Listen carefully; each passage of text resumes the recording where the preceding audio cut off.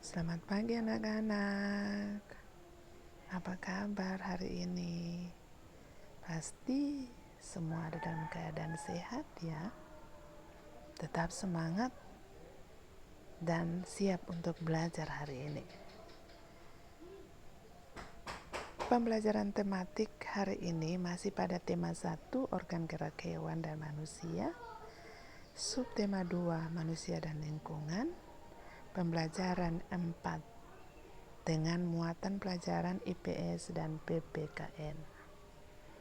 Anak-anak, tahukah kalian kenampakan alam Indonesia merupakan salah satu yang terlengkap di dunia? Sebagai anak Indonesia, kita semua bangga karena memiliki alam yang sangat indah. Nah, sebelum belajar lebih jauh, anak-anak perlu tahu dulu apa arti kenampakan alam. Kenampakan alam adalah lingkungan alam yang merupakan ciptaan Tuhan. Jadi itu bukan buatan manusia. Contoh kenampakan alam seperti laut, pantai, dataran rendah, dataran tinggi, lembah, sungai, danau, bukit, pegunungan, dan gunung. Semua kenampakan alam ini dapat ditemukan di Indonesia. Nah, nama lain dari kenampakan alam adalah bentang alam. Bentang alam di Indonesia sangat bervariasi. Masing-masing wilayah memiliki karakteristik yang berbeda-beda. Ayo, mari kita kenali Indonesia lebih dekat. Kita mulai dengan pulau yang ada paling barat Indonesia. Pulau apa itu? Pulau Sumatera. Kenampakan alam yang ada di Pulau Sumatera antara lain Gunung Leuser, Gunung Kerinci, Lembah Harau, Pantai Tanjung Tinggi, Sungai Musi, Sungai Batanghari, dan Sungai Asahan. Masih banyak lagi kenampakan alam lainnya yang bisa ditemukan di Pulau Sumatera. Ibu hanya memberikan beberapa contoh saja. Kita berpindah ke Pulau Jawa. Apa saja kenampakan alam yang ada di Pulau Jawa? Ada Gunung Slamet, ada Gunung Merapi, Gunung Semeru, Lembah Panyaweyan, Sungai Citarum, Sungai Bengawan Solo, dan Pantai Pangandaran. Itu beberapa saja ya. Masih banyak kenampakan alam yang lain yang dapat kita lihat di Pulau Jawa. Nah, kita pindah ke pulau yang paling besar di Indonesia, yaitu Pulau Kalimantan. Nah, anak-anak tahu, hampir sebagian besar wilayah Kalimantan ini terdiri dari hutan hujan tropis yang ditumbuhi oleh beragam tumbuhan. Ada pohon-pohon yang besar di sana. Selain itu, ada juga Sungai Kapuas, Pantai Derawan, Gunung Bukit Raya, dan Bukit Kelam. Tentu bukan ini saja kenampakan alam di Kalimantan, tapi masih banyak yang lain. Nah, ini Pulau Sulawesi, pulau yang berbentuk huruf K. Nah, apa saja kenampakan alam di Pulau Sulawesi?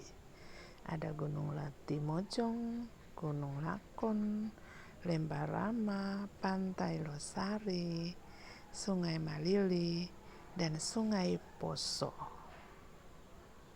Tentu kenampakan alam bukan cuma ini saja ya.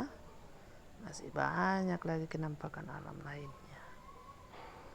Kita pindah ke Pulau Bali dan Nusa Tenggara.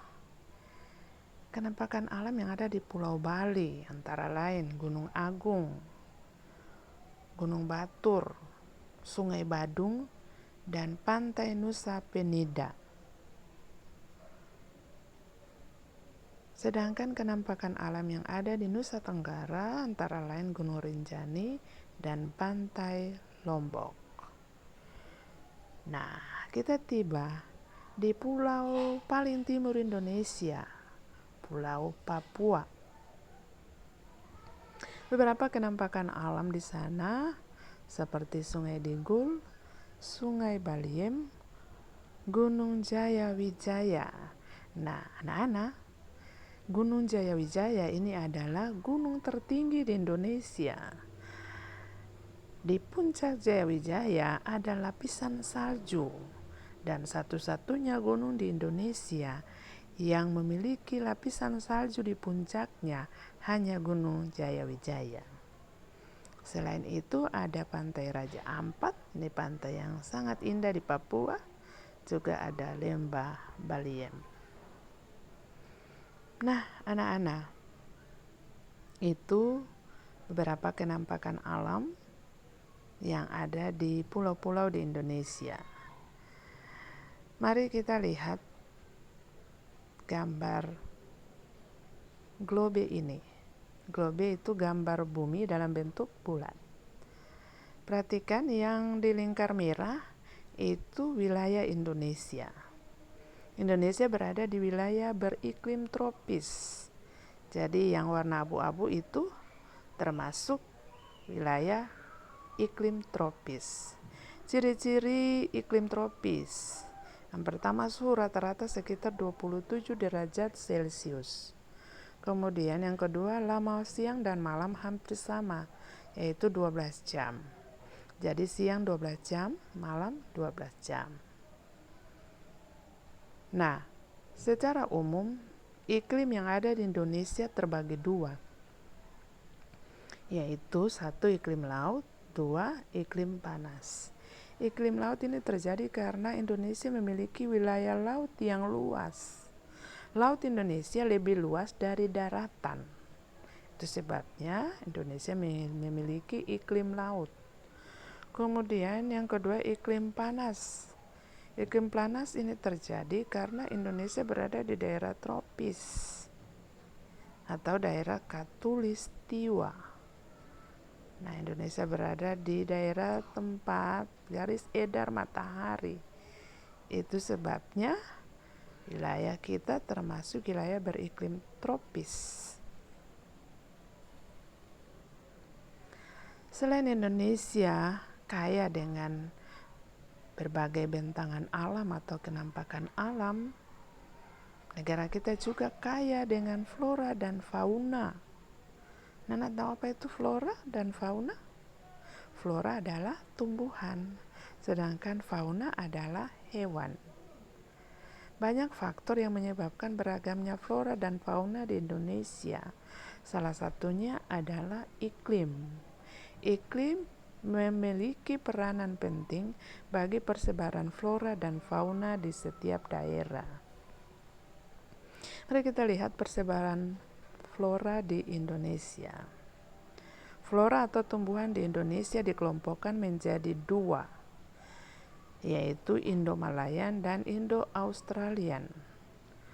Kelompok flora yang termasuk Indo-Malayan itu terdapat di kawasan Indonesia bagian barat, yaitu Kalimantan, Sumatera, Jawa, dan Bali. Sedangkan flora yang termasuk dalam kelompok Indo-Australian itu adalah tumbuhan yang hidup di kawasan Indonesia bagian timur, yaitu di Sulawesi, Maluku, Nusa Tenggara, dan Papua. Sedangkan persebaran fauna di Indonesia terbagi menjadi 3 kelompok, yaitu kelompok fauna Indonesia bagian barat yang disebut tipe asiatis, kemudian kelompok fauna Indonesia bagian tengah yang disebut tipe peralihan, dan kelompok fauna Indonesia bagian timur yang disebut tipe australis. Jadi hewan-hewan di Indonesia ini dibagi menjadi 3 tipe.